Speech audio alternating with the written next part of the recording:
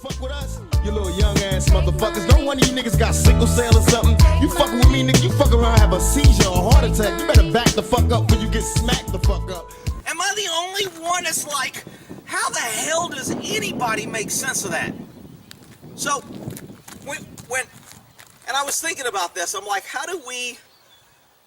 what can a country do to combat this? Well, first of all, you gotta fight and push back on liberalism. You can't just keep bowing down, going along to get along, and writing them off as crazy. They've just taken over too much. So, you need to fight back, push, boycott any liberal business, boycott places that don't go. I get all that, but I think the bigger key, and I think the government, I hate giving the government credit, because the government does absolutely nothing good, and the few small things that they kind of do good and fall into, it's because they spend an inordinate amount of money, and they hire a bunch of incompetent people, and they hire 50 people to do a job that one or two competent people could do, and they claim success and wonderful. So even when they succeed, if you look at how they succeed, it's still a failure. And I think that's the key, is to get kids, indoctrinate them young to distrust the government, to understand that government is an entity that power-seeking people are driven to, and it's about control and power and stealing of freedoms and double standards, that the people in government has special rights and privileges over the people that pay for government. And unless you get kids to understand this, and you start indoctrinating your kid early to distrust government, to make them understand that government growth is bad, it's never good. Government doesn't give you anything, they take from you and give to other people. You know, and you'll have all the liberals, well, we wouldn't have roads and we wouldn't have a fire. We had fire departments long before the government came in. You had volunteer fire departments. People took care of themselves. We were self-sufficient. And self-sufficiency now has become a threat to the government.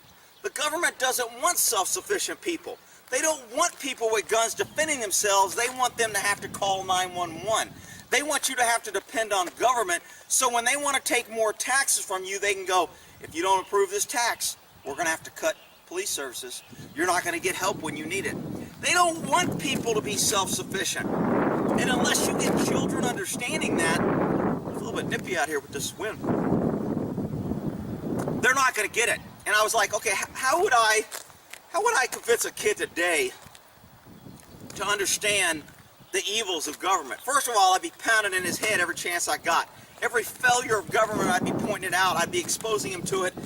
And every time that kid wanted something, and I couldn't afford it, or I had to say no, I would pull out my pay stub and say, look what the government steals from me each month. I have no choice. They will put me in jail if I don't pay them this money. They take my money every month. It just kills me at tax time when people go, man, I got $1,000 back. You didn't get nothing back. They took $1,000 more of your money than they can justify keeping, so they had to give it back. They're not giving, government doesn't give you anything. They only take. And unless you get children to understand that, because they're not going to learn it in schools, and they're not going to learn it in college, because the only thing they learn there is government is Santa Claus. Government will give you everything free. Government's good. You need to vote for more government so we can protect you. You got to go for more government so we can build more schools, so we can give you more colleges, so we can educate you, so we can control you. You need more government. That's all they get in schools. And unless people counter that at every opportunity, every meeting, every PTA, every school event, every time you can point out government failures, government intrusion, government overreach, corruption in government, you need to indoctrinate kids to dislike. And I remember when I was a kid in Texas, we were kind of taught that way. We were taught the evils of government and how our founders were like, hey, Constitution has to restrict government. If we don't put strict controls on government, it will grow out of control, overreach, and it will stomp on a people. And that's how we have tyranny all over the world. We have to have a constitution that restricts government. And that's what used to be civics and social studies and all that. That's kind of what they used to teach a little bit. I mean, it wasn't that much in your face, but you could read between the lines. And we were taught about great battles against the government that were won, and how, you know, I mean, it's just, I just don't get it.